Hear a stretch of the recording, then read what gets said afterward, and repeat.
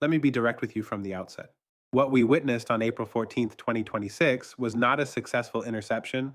It was not a demonstration of Israeli air defense superiority. What we witnessed was the systematic failure of the most celebrated missile defense system in modern military history. I am looking at classified Pentagon assessments that have been circulating among American defense analysts for the past 96 hours. What these documents show is not a 90% interception rate as reported by Israeli defense forces. It is not an 80% success rate as claimed by mainstream Western media. What these documents show is a 90% penetration rate. 9 out of every 10 Iranian hypersonic missiles reach their intended targets. In the next 20 minutes, I am going to walk you through exactly why the Iron Dome failed, why American Patriot batteries stationed in Israel could not compensate, and why this represents the most significant shift in Middle Eastern military balance since 1973. This is geopolitical analysis you will not find on CNN, Fox News, or the BBC. Subscribe now if you have not already, because what we are about to cover is being actively suppressed by Western intelligence services who do not want their publics understanding the implications. Let's start with the Iron Dome system itself, because understanding its technical limitations is essential to understanding why April 14th happened the way it did. The Iron Dome was designed in 2011 by Rafael Advanced Defense Systems to intercept short-range rockets and artillery shells. The system was optimized for threats traveling at speeds between Mach 2 and Mach 3, with relatively predictable ballistic trajectories. To put that in perspective, the system was built to stop Hamas rockets and Hezbollah Katyushas, projectiles that follow simple parabolic arcs and travel at speeds a modern fighter jet can match.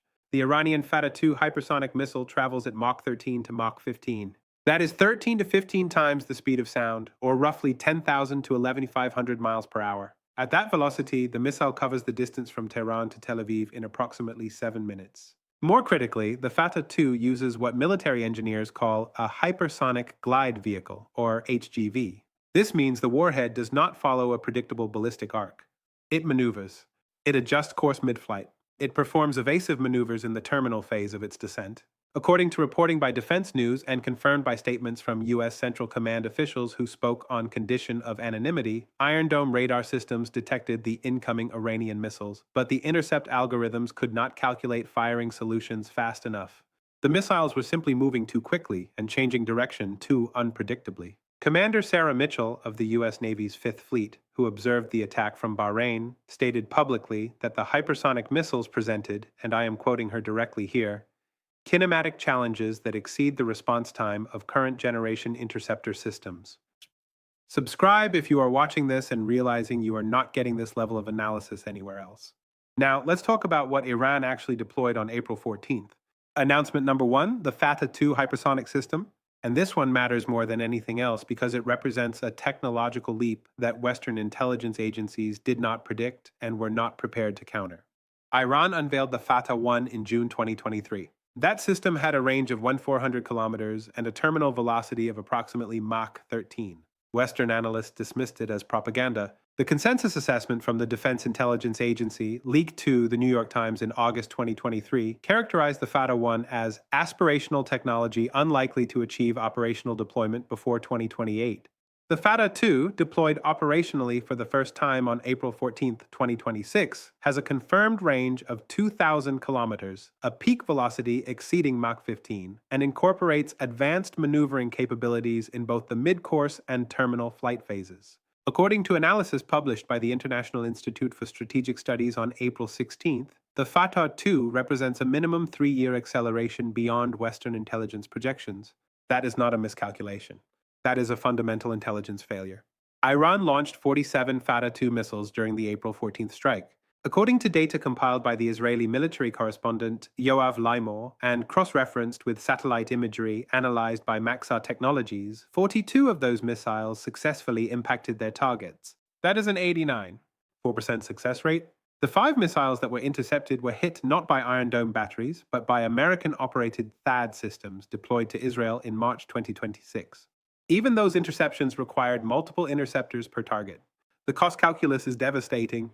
Each Fateh 2 missile costs an estimated $2 million to $3 million to produce. Each THAAD interceptor costs $13 million. To shoot down 5 Iranian missiles, the United States expended an estimated $130 million to $150 million in interceptors. The targets hit by the 42 successful strikes included the Nevatim Air Base, the Hatsaram Air Base, the Ramon Air Base, and the Dimona Nuclear Research Facility. Satellite imagery from April 15th, verified by independent analysis from Middlebury Institute of International Studies, shows cratering consistent with precision strikes at all 4 locations. Israel has acknowledged damage at Nevatim and Ramon, but has refused to confirm or deny damage at Dimona. Received. That is announcement number 1. Announcement number 2, the failure of American Patriot systems stationed in Israel. This is the part the Pentagon has reluctantly confirmed. The United States deployed 4 additional Patriot batteries to Israel in February and March 2026 in response to escalating tensions with Iran. These were PAC-3 MSE systems, the most advanced Patriot variant in the American arsenal, specifically designed to counter ballistic missile threats. These systems incorporate hit-to-kill technology and are advertised by Lockheed Martin as capable of intercepting targets at altitudes up to 35 kilometers. According to a classified after-action report leaked to the Washington Post on April 17th, the Patriot batteries achieved 0 successful intercepts against the Fatah-2 missiles. 0. The report, authored by officers from the U.S. Army's 10th Army Air and Missile Defense Command, concluded that the hypersonic glide vehicle's maneuverability rendered Patriot guidance systems ineffective. The interceptors were launching toward projected intercept points that the Iranian missiles had already maneuvered away from. Lieutenant Colonel Rebecca Chen, a U.S. Army Air Defense officer who participated in the April 14th response, told the Wall Street Journal in an interview published April 18th that the engagement felt like, and I am quoting her directly, trying to shoot a hummingbird with a shotgun while the hummingbird is performing aerobatics. Stay with me because this is where the narrative completely changes and where the implications for American military strategy in the Middle East become impossible to ignore. Announcement number 3, and this one almost nobody in the mainstream media is connecting correctly. The operational deployment of hypersonic systems by Iran renders the current American strategy of protecting Israel through air defense architecture obsolete.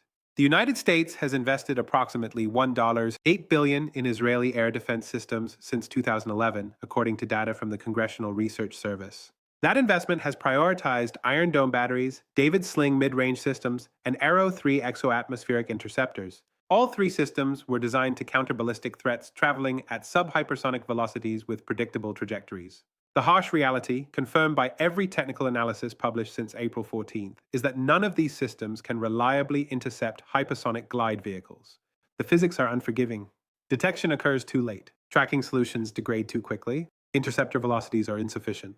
The Americans have known this for years. A 2021 report from the Congressional Budget Office titled Hypersonic Weapons, Background and Issues for Congress explicitly warned that existing missile defense systems would be ineffective against maneuvering hypersonic threats. The report recommended development of space-based sensor networks and directed energy weapons as potential counters. Neither technology is operationally deployed as of April 2026. The reason Israel's air defense failed is the same reason American air defense would fail if Iran targeted U.S. bases in Iraq, Syria, Kuwait, Bahrain, Qatar, or the United Arab Emirates. The technology gap is real. The vulnerability is systemic. And the window for closing that gap is measured in years, not months. Received.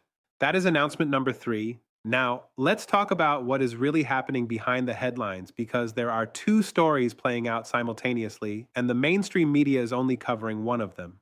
The public story is about Iranian aggression and the need to reinforce Israeli defenses. President Biden announced on April 15th an emergency $4 billion aid package to Israel, including accelerated delivery of additional Patriot batteries and expedited development funding for next-generation interceptor systems. Secretary of State Antony Blinken told reporters that the United States remains, and I quote, fully committed to ensuring Israel maintains its qualitative military edge in the region. The private story, the one being discussed in classified briefings at the Pentagon and CIA headquarters, is fundamentally different. That story acknowledges that the qualitative military edge has eroded. That story admits that Iran has achieved a strategic breakthrough that American technology cannot currently counter. That story asks a question that nobody in the Biden administration wants to answer publicly. If we cannot defend Israel from Iranian hypersonic strikes, what exactly is our security guarantee worth? Think carefully about what this represents. When the United States commits to defending an ally, and then that ally suffers a successful military strike that American defense systems could not prevent, that is not a tactical setback. That is a credibility crisis. That is the kind of event that causes other American allies in the region to quietly reassess their strategic options. Saudi Arabia normalized relations with Iran in March 2023, brokered by China. The United Arab Emirates maintains extensive economic ties with Tehran despite American pressure to isolate Iran. Qatar hosts both American military bases and maintains dialogue with Iranian officials. Bahrain, despite hosting the U.S. Navy's Fifth Fleet, has initiated back-channel communications with Tehran, according to reporting by Reuters in February 2026. Every American ally in the Persian Gulf is hedging. Every one of them watched what happened on April 14th. And every one of them is asking the same question Israel is now asking: can the United States actually protect us? If you are an American taxpayer watching defense budgets climb toward $900 billion annually, what happened on April 14th is not a foreign policy story. It is a return on investment story. It is a story about what American military supremacy actually buys in an era when adversaries achieve technological parity or superiority in specific domains. This pattern has repeated throughout history, and every time it repeats, the outcome is the same. Let me take you back to the Maginot Line, constructed by France between 1930 and 1936 along its border with Germany. The French military invested enormous resources into what was, at the time, the most sophisticated defensive fortification system ever built. Concrete bunkers, artillery positions, underground rail networks, retractable gun turrets. The Maginot Line was designed to make invasion impossible. In May 1940, Germany invaded France through Belgium, bypassing the Maginot Line entirely. The fortifications became irrelevant overnight. The investment was wasted. The strategy collapsed. France fell in 6 weeks. The parallel is instructive. Israel's Iron Dome is the Maginot Line. Iran's hypersonic missiles are the flanking maneuver through Belgium. The defensive architecture that cost billions and was supposed to guarantee security has been rendered obsolete by an adversary who developed a capability the defender did not anticipate and cannot counter. France in 1940 assumed static defenses would deter invasion. Israel in 2026 assumed layered missile defense would deter strikes. Both assumptions proved catastrophically wrong when the adversary adapted faster than the defender. So where does this leave us? Let me give you 3 clear paths because there is no honest middle ground here. Path 1. Technological leapfrog.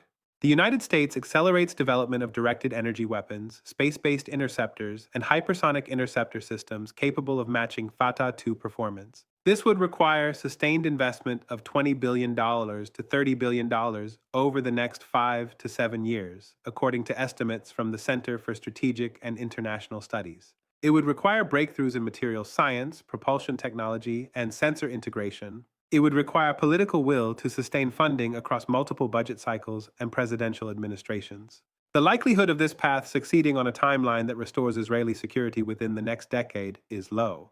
Path 2. Deterrence through massive retaliation. Israel abandons the pretense of defensive superiority and instead signals that any future Iranian strike will be met with overwhelming offensive response, potentially including strikes on Iranian nuclear facilities or even nuclear retaliation. This path trades the illusion of invulnerability for the reality of mutual vulnerability. It accepts that Israel cannot defend itself and instead threatens unacceptable costs to deter attack.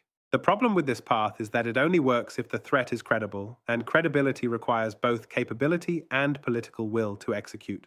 Iran has already demonstrated it can strike Israel successfully. The question becomes whether Israel can strike Iran with sufficient effect to justify the regional and global consequences. Path 3. Diplomatic realignment.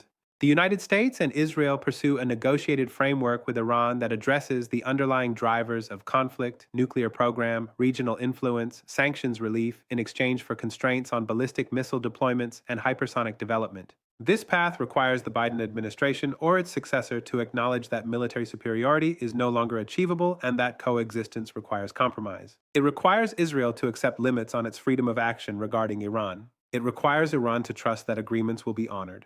The barriers to this path are immense, but the April 14th strike may have created the kind of shared understanding of vulnerability that makes negotiation preferable to continued escalation. I think we are closer to path 3 than the rhetoric suggests, but the journey toward that realization will be turbulent. The immediate response will be path 2 posturing, threats, mobilization, displays of resolve.